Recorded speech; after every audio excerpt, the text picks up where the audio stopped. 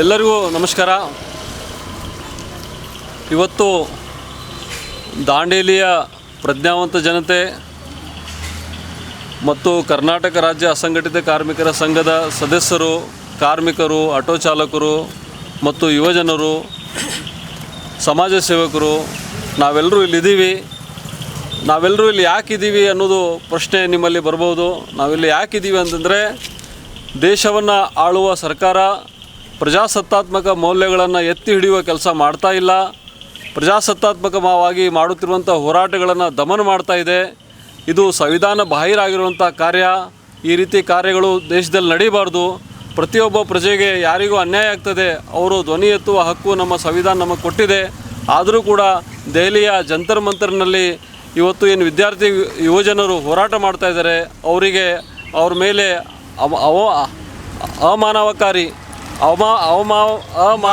ಅಮಾನವೀಯವಾಗಿ ಅವ್ರ ಮೇಲೆ ಲಾಠಿ ಚಾರ್ಜ್ಗಳನ್ನು ಮಾಡಲಾಗ್ತಾ ಇದೆ. ಇದು ಸರಿಯಾದ ಕ್ರಮವಲ್ಲ. ದೇಶದ ಸರ್ಕಾರ, ನಾವೆಲ್ಲರೂ ದೇಶದ ಆ ಸರ್ಕಾರವನ್ನು ಆಯ್ಕೆ ಮಾಡಿದ್ದೀವಿ ನಮ್ಮ ಕೆಲಸ ಮಾಡಲಿಕ್ಕಾಗಿ. ದೇಶದಲ್ಲಿ ಪ್ರಶ್ನೆ ಪತ್ರಿಕೆಗಳು ಸತತವಾಗಿ ಕಳೆದ ಹಲವು ವರ್ಷಗಳಿಂದ ಸ್ಪರ್ಧಾತ್ಮಕ ಪರೀಕ್ಷೆಗಳ ಪ್ರಶ್ನೆ ಪತ್ರಿಕೆಗಳು ಸೋರಿಕೆ ಆಗ್ತಾ ಇದ್ದಾವೆ. ವರ್ಷಾನುಗಟ್ಟಲೆ ಕಠಿಣ ಪರಿಶ್ರಮ ಮಾಡಿದ ವಿದ್ಯಾರ್ಥಿಗಳು, ಹಲವು ವಿದ್ಯಾರ್ಥಿಗಳು ಇವತ್ತು ಆತ್ಮಹತ್ಯೆಗೆ ಶರಣರಾಗ್ತಾ ಇದ್ದಾರೆ. ಇಂಥ ಒಂದು ಕೆಲಸ ನಡೀತಾ ಇದೆ. ಪ್ರಶ್ನೆ ಪತ್ರಿಕೆ ಸೋರಿಕೆ ಆದರೆ ದೇಶದ ಭವಿಷ್ಯ ಸೋರಿಕೆ ಆದಂತೆ. ಇದನ್ನು ತೀವ್ರತೆಯನ್ನು ಮನಗಾಣಬೇಕು ಸರ್ಕಾರ. ಕಳೆದ 26 ದಿನಗಳವರೆಗೆ ದೇಶದ ಹವಾಮಾನ ವಿಜ್ಞಾನಿ ಹಾಗೂ ಶಿಕ್ಷಣದ ಹರಿಕಾರ ಅಂತ ಸನ್ಮಾನ್ಯ ಸೋನಂ ವಾಂಗ್ಚೂರ್ ಅವರು 26 ದಿನಗಳವರೆಗೆ ಉಪವಾಸ ಸತ್ಯಾಗ್ರಹ ಮಾಡಿ ತಮ್ಮ ಜೀವನವನ್ನು ಅಪಾಯಕ್ಕೆ ಒಡ್ಡಿ ದೇಶದ ಹಿತ ಕಾಪಾಡಲಿಕ್ಕೆ ಪ್ರಯತ್ನ ಪಟ್ಟರು. ಆದರೂ ಕೂಡ ಸರ್ಕಾರ ಅದಕ್ಕೆ ಮನೀತಾ ಇಲ್ಲ. ಯಾರು ಈ ದೇಶದ ಶಿಕ್ಷಣ ವ್ಯವಸ್ಥೆಯನ್ನು ಬಲಪಡಿಸಬೇಕು, ಭದ್ರಪಡಿಸಬೇಕು ಅಂತಹ ಮಂತ್ರಿಗಳು, ಶಿಕ್ಷಣ ಮಂತ್ರಿಗಳು, ದೇಶದ ಶಿಕ್ಷಣ ಮಂತ್ರಿಗಳ ಒಂದು ರಾಜೀನಾಮೆಯನ್ನು ವಿದ್ಯಾರ್ಥಿ ಯುವಜನರು ಕೇಳ್ತಾ ಇದ್ದಾರೆ. ಅವ್ರದ್ದು ಅಕೌಂಟಬಿಲಿಟಿ ಫಿಕ್ಸ್ ಆಗಬೇಕಂತ ಹೇಳ್ತಾ ಇದ್ದಾರೆ. ಆದರೆ ಆ ಶಿಕ್ಷಣ ಮಂತ್ರಿ ತನ್ನ ರಾಜೀನಾಮೆಯನ್ನು ಕೊಡ್ತಾ ಇಲ್ಲ. ಈ ರೀತಿ ದೇಶದ ಮೌಲಿಕ ಹಕ್ಕುಗಳನ್ನು ದಮನ ಮಾಡುವ ಕೆಲಸ ನಡೀತಾ ಇದೆ. ಇದನ್ನು ದೇಶದ ಜನತೆ ಯಾವಾಗಲೂ ಇದನ್ನು ಒಪ್ಪುವುದಿಲ್ಲ. ಹಾಗಾಗಿ ಇವತ್ತು ನಾವೆಲ್ಲರೂ ಸೇರಿ ದೇಶದ ಸರ್ಕಾರ ಪ್ರಜಾಸತ್ತಾತ್ಮಕ ಮೌಲ್ಯಗಳನ್ನು ಎತ್ತಿ ಹಿಡಬೇಕು, ಜನರ ಹಕ್ಕುಗಳನ್ನು ರಕ್ಷಣೆ ಮಾಡಬೇಕಂಥೇಳಿ ಅವನು ಒತ್ತಾಯಿಸಿ ದೆಹಲಿಯಲ್ಲಿ ವಿದ್ಯಾರ್ಥಿ ಯುವಜನರು ನಡೆಸ್ತಿರುವ ಚಳುವಳಿಗೆ ಬೆಂಬಲಿಸಿ ವಿದ್ಯಾರ್ಥಿ ಯುವಜನರ ಬೇಡಿಕೆ ಇವತ್ತು ಇಡೀ ದೇಶದ ಬೇಡಿಕೆ ಆಗಿದೆ. ಸನ್ಮಾನ್ಯ ಸೋನಂ ವಾಂಗ್ಚೂ ಅವರ ಜೀವದ ರಕ್ಷಣೆ ಕೂಡ ಆಗಬೇಕು ಅಂಥೇಳಿ ಇವತ್ತು ನಾವು ಇಲ್ಲಿ ಮನವಿ ಕೊಡಲಿಕ್ಕೆ ಬಂದಿದ್ದೇವೆ. ನಾವು ಇವತ್ತು ಮಾನ್ಯ ತಹಶೀಲ್ದಾರ್ ದಾಂಡೇಲಿ ಅವರ ಮುಖಾಂತರ ಮತ್ತು ಗೌರವಾನ್ವಿತ ರಾಜ್ಯಪಾಲರ ಮುಖಾಂತರ ಸನ್ಮಾನ್ಯ ಭಾರತದ ರಾಷ್ಟ್ರಪತಿಗಳಿಗೆ ನಾವು ಈ ಮನವಿಯನ್ನು ಸಲ್ಲಿಸ್ತಾ ಇದ್ದೇವೆ. ಸನ್ಮಾನ್ಯ ಭಾರತದ ರಾಷ್ಟ್ರಪತಿಗಳು ಈ ವಿಷಯದಲ್ಲಿ ಹಸ್ತಕ್ಷೇಪ ಮಾಡಿ ಅನ್ಯಾಯಕ್ಕೊಳಗಾದವರಿಗೆ ನ್ಯಾಯ ಒದಗಿಸ್ಬೇಕಂತ ಹೇಳಿ ಅವರಿಗೆ ಕೇಳ್ಕೊತಾ ಇದ್ದೇವೆ. ಹಾಗಾಗಿ ಇವತ್ತು ನಾನು ಈ ಮನವಿ ಇಲ್ಲಿ ಕೊಡಲಿಕ್ಕೆ ಬಂದಿದ್ದೇವೆ. ನಮ್ಮ ಮುಖಂಡರು ಈಗ ಮತ್ತೆ ಇದ್ರ ಬಗ್ಗೆ ವಿಸ್ತಾರವಾಗಿ ಮಾತಾಡ್ತಾರೆ. ಈ ವಿಷಯವನ್ನು ತಾವು ಕೇಳಬೇಕಂತ ಹೇಳಿ ತಮ್ಮಲ್ಲಿ ವಿನಂತಿ ಮಾಡ್ತೇನೆ. ನಿಮ್ಮ ಶಾರ್ಟಲ್ಲಿ ಇದು ನಾವು ಈ ಪಬ್ಲಿಕ್ಕಿಗೆ ಹೇಳಕತ್ತೀವಿ. ಇದು ಎಷ್ಟು ಬೇಕಾಗ್ತದೆ ತಗೊಳ್ರಲ್ಲ ಪಾಯಿಂಟ್. ಬಂಧುಗಳೇ, ಇವತ್ತು ನಾವು ಯಾಕೆ ಸೇರಿದ್ವಿ ಅನ್ನೋದು ಈಗಾಗಲೇ ರಾಜಸಾಬ್ ಕೇಸ್ನೂರವರು ಹೇಳಿದ್ದಾರೆ.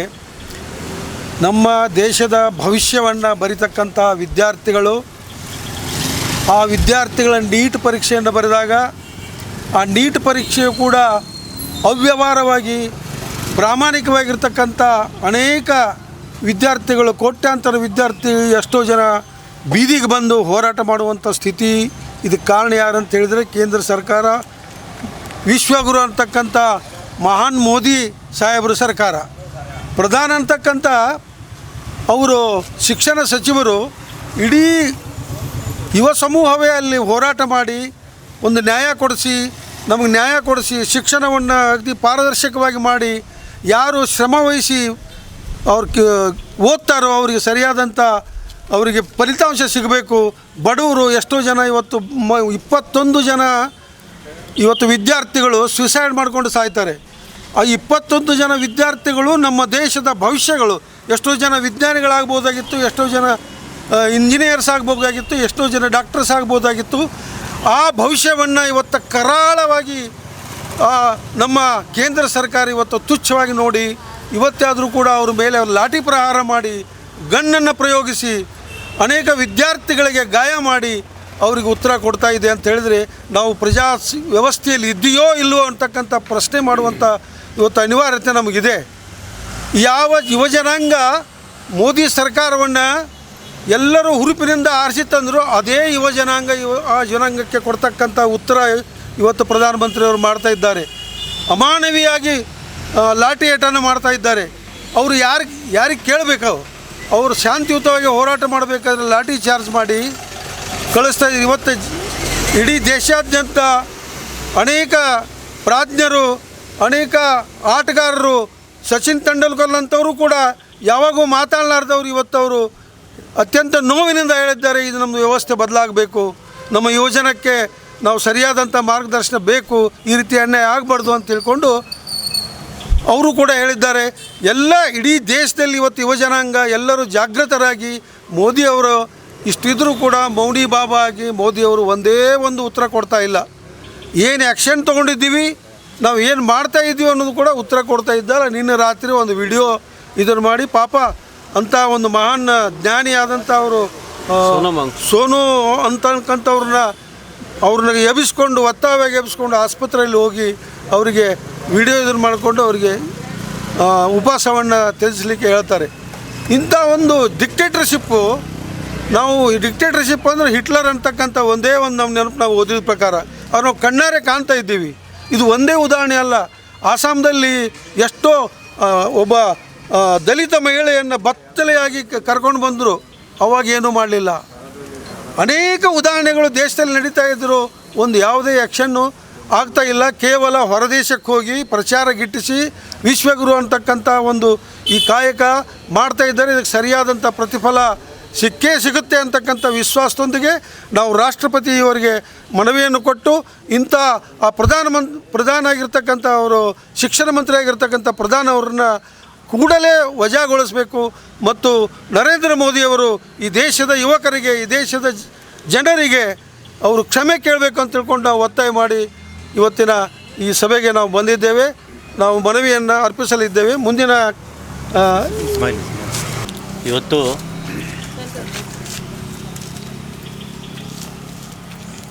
ಇವತ್ತು ನಮ್ಮ ದೇಶದಲ್ಲಿ ಕೇಂದ್ರ ಮಟ್ಟದಲ್ಲಿ ಒಂದು ದೊಡ್ಡ ಒಂದು ಹಗರಣ ನಡೆದಿದೆ, ನಿಟ್ ಹಗರಣ. ಇದು ಕೇಂದ್ರ ಸರ್ಕಾರದ ಅಡಿಯಲ್ಲಿ ಬರುವ ನಿಟ್ ಪರೀಕ್ಷೆ. ಸುಮಾರಷ್ಟು ವಿದ್ಯಾರ್ಥಿಗಳು, ಉನ್ನತ ಶಿಕ್ಷಣ ಬಯಸುವ ವಿದ್ಯಾರ್ಥಿಗಳು ಈ ಒಂದು ಬಹಳ ದಿನದಿಂದ, ಭಾಳ ವರ್ಷದಿಂದ ಶ್ರಮಪಟ್ಟು ಓದಿ ಈ ಒಂದು ಎಕ್ಸಾಮಿಗೆ ಅಟೆಂಡ್ ಆಗ್ತಾರೆ. ತದನಂತರ ಅದು ಪೇಪರ್ ಲೀಕ್ ಆಯಿತು ಅನ್ನುವಂಥ ಸುದ್ದಿ ಬರ್ತದೆ. ಅದಕ್ಕಿಂತ 20ಕ್ಕಿಂತ ಹೆಚ್ಚು ವಿದ್ಯಾರ್ಥಿಗಳು ಅದಕ್ಕೆ ಆತ್ಮಹತ್ಯೆ ಮಾಡ್ಕೊಳ್ತಾರೆ. ಇದಕ್ಕೆಲ್ಲ ಹೊಣೆ ಯಾರಾದರೂ ಇದರ ಜವಾಬ್ದಾರಿ ವಹಿಸ್ಕೋಬೇಕಲ್ಲ. ಸೊ ಇದು ಕೇಂದ್ರ ಮಟ್ಟದಲ್ಲಿ ಆಗಿದ್ದರಿಂದ ಇದಕ್ಕೆ ಕೇಂದ್ರ ಸರ್ಕಾರ, ಅವರ ಒಂದು ಶಿಕ್ಷಣ ವ್ಯವಸ್ಥೆ, ಅವರ ಒಂದು ಸಚಿವರು ಇದಕ್ಕೆ ಹೊಣೆಗಾರರಾಗ್ತಾರೆ. ಸೊ ನಮ್ಮ ಈ ಒಂದು ಜನರು ಏನು ಕೇಳ್ತಾ ಇದ್ದಾರೆ, ಅವರ ಒಂದು ರಾಜೀನಾಮೆ ಕೇಳ್ತಾ ಇದ್ದಾರೆ. ಯಾಕೆ ಕೇಳ್ತಾ ಇದ್ದಾರೆ? ಈ ವ್ಯವಸ್ಥೆ ಮುಂದೆ ಮರುಕಳಿಸಬಾರ್ದು. ಇದು ನಮ್ಮ ಮಕ್ಕಳ ಜೊತೆನೂ ಆಗ್ಬೋದು, ಇಂಥ ಒಂದು ಕೃತ್ಯ ಮುಂದೆ ನಮ್ಮ ಮಕ್ಕಳ ಜೊತೆನೂ ಆಗ್ಬೋದು. ಈ ವ್ಯವಸ್ಥೆನೇ ಬದಲಾಗಬೇಕು ಅನ್ನುವಂಥ ನಿಟ್ಟಿನಲ್ಲಿ ಇವತ್ತು ನಾವೆಲ್ಲರೂ ಈ ಒಂದು ಶಿಕ್ಷಣ ವ್ಯವಸ್ಥೆಯ ಶಿಕ್ಷಣ ಮಂತ್ರಿಗಳ ಒಂದು ರಾಜೀನಾಮೆಯನ್ನು ಕೇಳ್ತಾ ಇದ್ದೇವೆ. ಅದರ ಜೊತೆಗೆ ಏನು ದೆಹಲಿಯಲ್ಲಿ ಜಂತರ್ ಮಂತರ್ನಲ್ಲಿ ಏನು ವಿದ್ಯಾರ್ಥಿಗಳು ಪ್ರತಿಭಟನೆಯನ್ನು ಮಾಡ್ತಾ ಇದ್ದಾರೆ, ಅವರಿಗೆ ಅಮಾನುಷವಾಗಿ ಹೊಡೆದು ಅವರನ್ನು ಪ್ರತಿಭಟನೆಯನ್ನು ಹತ್ತಿಕ್ಕಲು ಕೇಂದ್ರ ಸರ್ಕಾರ ಭಾಳಷ್ಟು ಪ್ರಯತ್ನ ಮಾಡ್ತಾ ಇದೆ. ಇದು ನಾವು ಖಂಡಿಸ್ತೇವೆ. ಅವರಿಗೆ ಏನು ತಪ್ಪು ಗಳಿಕೆಯಿಂದ ಏನು FIR ಹಾಕಿದ್ರೆ, ಈ FIR-ಅನ್ನು ಅವ್ರ ಮೇಲೆ ರದ್ದುಪಡಿಸಬೇಕು ಅಂತ ಈ ಸಭೆಯಲ್ಲಿ ಹೇಳ್ತೇವೆ. ಅದರ ಜೊತೆಗೆ ಏನು ನಮ್ಮ ಶಿಕ್ಷಣ ವ್ಯವಸ್ಥೆಯನ್ನು ಭಾಳ ಪಾರದರ್ಶಕವಾಗಿ ಮಾಡಿ ಇಂಥ ಒಂದು ವ್ಯವಸ್ಥೆ ಮತ್ತೆ ಮುಂದೆ ಬರಬಾರ್ದು. ದೇಶ ನಾವೇನು ನಂಬ್ಕೊಂಡಿದ್ದೇವೆ ಶಿಕ್ಷಣ ವ್ಯವಸ್ಥೆಯನ್ನು, ಆ ಶಿಕ್ಷಣ ವ್ಯವಸ್ಥೆ ಉನ್ನತ ಮಟ್ಟದಲ್ಲಿ ಉತ್ತಮವಾಗಿ ನಡೀಲಿ. ನಮ್ಮೆಲ್ಲರಿಗೂ ಇದು ಬಹಳ ವಿಷಾದವೆನಿಸುವ ಸುದ್ದಿ. ಇಂಥ ಒಂದು ವ್ಯವಸ್ಥೆ ಮುಂದೆ ಆಗಬಾರ್ದು. ಆ ನಿಟ್ಟಿನಲ್ಲಿ ನಾವು ಇವತ್ತು ತಹಶೀಲ್ದಾರ್ ಮುಖಾಂತರ ಮನವಿಯನ್ನು ನೀಡ್ತಾ ಇದ್ದೇವೆ. ಮತ್ತು ಎಲ್ಲರೂ ಆ ನಿಟ್ಟಿನಲ್ಲಿ ಬೆಂಬಲಿಸಲಿಕ್ಕೆ, ಎಲ್ಲರೂ ವಿದ್ಯಾರ್ಥಿಗಳಿಗೆ ಬೆಂಬಲಿಸಲಿಕ್ಕೆ ಎಲ್ಲರೂ ಇಲ್ಲಿ ಜಮಾವಾಗಿದ್ದೇವೆ. ಧನ್ಯವಾದ. ಮಾನ್ಯ ಕಾರ್ಮಿಕ ಬಂಧುಗಳೇ, ಇವತ್ತು ನಾನು ಹಿಂದಿಯಲ್ಲಿ ಹೇಳಲಿಕ್ಕೆ ಪ್ರಯತ್ನ ಮಾಡ್ತೀನಿ, ಅದು ನನಗೆ ಬರಲ್ಲ ಸರಿಯಾಗಿ. मजदूर भाइयों और दानिली के गण्य व्यक्तिगण, थोड़ी सी मैं हिस्ट्री बोल रहा हूँ आपको. आप लोग टीवी देखते रहेंगे, शायद आपके काम के बिजनेस की वजह से, आपके काम की वजह से टीवी को भी देखना भूल गए होंगे. इतना बड़ा जो सुलूक किया गया है सेंट्रल गवर्नमेंट के साथ, सेंट्रल गवर्नमेंट ने विद्यार्थियों को इतना मारा कि वो शायद इमरजेंसी में भी इतना बड़ा तूफान नहीं हुआ था. औरतों को, बच्चों को, औरतों को भी मीन्स उनके माँ बाप, उनके पेरेंट्स भी वहाँ पर आए तो उनको भी मारा गया. ये हमारी सरकार है, ये हमारी मोदी सरकार है. ये हमारा प्रधान जो एजुकेशन मिनिस्टर है, उसको हम पूरे हिंदुस्तान में, आज पूरे वो हिंदुस्तान में ये स्ट्राइक चल रहा है, 1 डे का स्ट्राइक पूरे इंडिया में. सो मैं आपको एक ब्रीफ और करना चाहता हूँ कि ये मारामारी जो हो रही है, उसके बाद हमारे जो इंडिया के बहुत बड़े साइंटिस्ट, उन्होंने 20-22 दिन तक स्ट्राइक को बैठा. उनको इस तरह से खींच के ले, जैसा कोई डेड बॉडी को ले जाता था, इस तरह से उनको ले गया और उनको प्राइवेट उनके हॉस्पिटल में रखा गया. उनकी मिसेस को भी देखने को नहीं मिला. ऐसी परिस्थिति वो हमारे लीडर की है. उसके बाद फिर आए और एक ग्रुप आ गया, उसमें एंट्रेंस हुआ. हमारे लीडर का तो पता ही नहीं, वो ऐसी हालत हो गई. फिर बीच बीच में और कई लीडर्स आ गए, बहुत सारे लीडर्स आके सपोर्ट करे देश के. उन्होंने आए, उन्होंने बहुत बड़ा पहले उन्होंने क्या किया, जाके बिरला जो स्पीकर है उनको मिले, साहब हमको ये पार्लियामेंट में बात करने का मौका दो. तो बिरला साहब ने बोला हम सरकार को पूछना है. कैसी सरकार मालूम नहीं, किस सरकार को पूछना वो हमको मालूम नहीं, लेकिन बिरला साहब का तो स्टाइल आपको मालूम है, वो बहुत ही बी ग्रेड स्पीकर हमारे इंडिया में है तो वो बिरला. सो इसलिए उन्होंने क्या किया, हमको संबंध नहीं. तो फिर राहुल गांधी को बहुत बड़ा गुस्सा आ गया. उन्होंने अपने ग्रुप को लिया, सीधा प्रधानमंत्री के घर के सामने जाके स्ट्राइक किए. उनके साथ भी जैसा बच्चों के साथ सलूक किया, उनको खींचा गया, उनको बस में डालने किया. प्रियंका को भी बस में डालने का किया और राहुल गांधी को नाक से खून आ गया, वो भी लाचार रहे. और उसके बाद उनको कहाँ ले जाकर छोड़े पता नहीं. तो ये हालत हमारे. मैं आपको और एक चीज़, जो 22 बच्चे, जो 24 बच्चे वहाँ पर जो ये नीट एग्ज़ाम की वजह से सुसाइड कर ले, उनको 1 करोड़ रुपए गवर्नमेंट से हमारे लीडर लोगों ने मांगा है, लेकिन अब तक गवर्नमेंट बात करने तैयार नहीं. एजुकेशन मिनिस्टर बात करने तैयार नहीं. मोदी जी बात करने तैयार नहीं. हमारा देश का बहुत बड़ा लीडर, होम मिनिस्टर जिसको कहा जाता है, वो शाह साहब भी बात करने तैयार है. अब बोलो, आप लोग ही बोलो कि हम कहाँ जाना है तो कहाँ जाए. ये ऐसी सरकार है, इतनी गंदी सरकार है शायद हमारी लाइफ में. मेरी उम्र में तो मैं 50-60 से पॉलिटिक्स में हूँ, मैं कभी देखने को ऐसा नहीं मिला. भाई और बहनों, आज जो हमारे राजा साहब ने एक मेमोरेंडम तैयार किया, ಮತ್ತು ನೀವು ಸಹಕರಿಸಿದ್ದಕ್ಕೆ ನಿಮ್ಮೆಲ್ಲರಿಗೂ ತುಂಬ ಚಿರಋಣಿ ಆಗಿದ್ದೇನೆ. ತಾವು ಇಂಥ ಸಮಯದಲ್ಲಿ ಈ ದೇಶದಲ್ಲಿ ಇಂಥ ಕ್ರಾಂತಿ ನಡೆದಾಗ ತಾವು ದಯವಿಟ್ಟು ಸಪೋರ್ಟ್ ಮಾಡಬೇಕು ಅಂತ ನಿಮ್ಮಲ್ಲಿ ವಿನಂತಿ ಮಾಡ್ತದ. ನಮ್ಮ ಮಾತಾಡಲಿಕ್ಕೆ ಅವಕಾಶ ಕೊಟ್ಟಿದ್ದಕ್ಕೆ ಜೈ ಹಿಂದ್, ಜೈ ಕರ್ನಾಟಕ.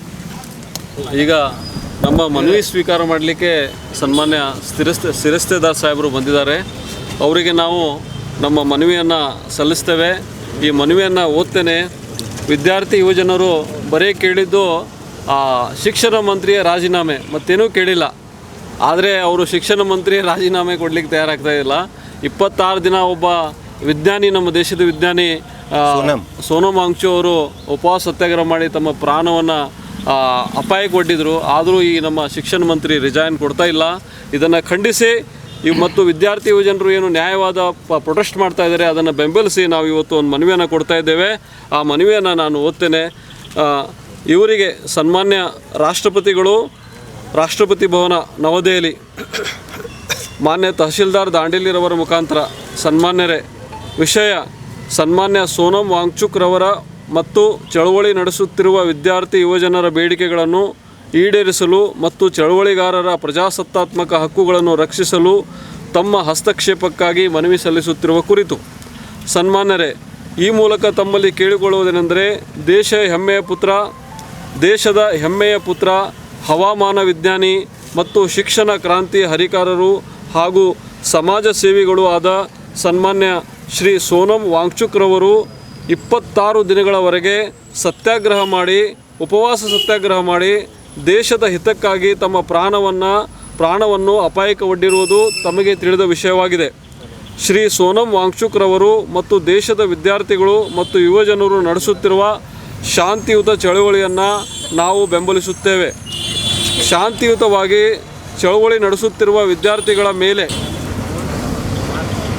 ದೆಹಲಿ ಪೊಲೀಸರು ನಡೆಸಿರುವ ಅಮಾನವೀಯ ಲಾಠಿ ಚಾರ್ಜಿನ ಘಟನೆಯನ್ನು ತೀವ್ರವಾಗಿ ಖಂಡಿಸುತ್ತೇವೆ. ಸ್ಪರ್ಧಾತ್ಮಕ ಪರೀಕ್ಷೆಗಳ ಪ್ರಶ್ನೆ ಪತ್ರಿಕೆಗಳು ಕಳೆದ ಹಲವು ವರ್ಷಗಳಿಂದ ಸೋರಿಕೆ ಆಗುತ್ತಿರುವುದು ಅತ್ಯಂತ ಕಳವಳಕಾರಿ ವಿಷಯವಾಗಿದೆ. ಪ್ರಶ್ನೆ ಪತ್ರಿಕೆ ಸೋರಿಕೆಯಾಗುವುದು ಮತ್ತು ದೇಶದ ಭವಿಷ್ಯ ಸೋರಿಕೆ ಆಗುವುದು ಎರಡೂ ಒಂದೇ ಆಗಿದೆ. ಇಂತಹ ಪಾಪದ ಕೆಲಸದಲ್ಲಿ ಭಾಗಿಯಾಗಿರುವವರ ಮೇಲೆ ಕಠಿಣ ಕ್ರಮ ಕೈಗೊಳ್ಳಬೇಕು ಹಾಗೂ ದೇಶದ ಶಿಕ್ಷಣ ವ್ಯವಸ್ಥೆಯನ್ನು ಬಲಪಡಿಸುವ ಜವಾಬ್ದಾರಿಯನ್ನು ಹೊತ್ತಿರುವ ಭಾರತದ ಶಿಕ್ಷಣ ಮಂತ್ರಿಗಳಾದ ಸನ್ಮಾನ್ಯ ಶ್ರೀ ಧರ್ಮೇಂದ್ರ ಪ್ರಧಾನ್ರವರು ತಕ್ಷಣ ತಮ್ಮ ಪದತ್ಯಾಗ ಮಾಡಬೇಕೆಂದು ಒತ್ತಾಯಿಸುತ್ತೇವೆ.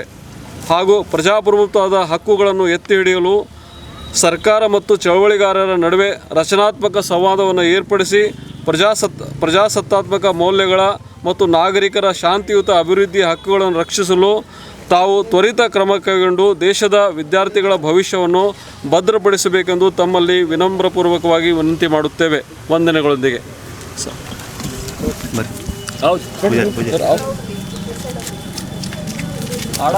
वाइड हो जाए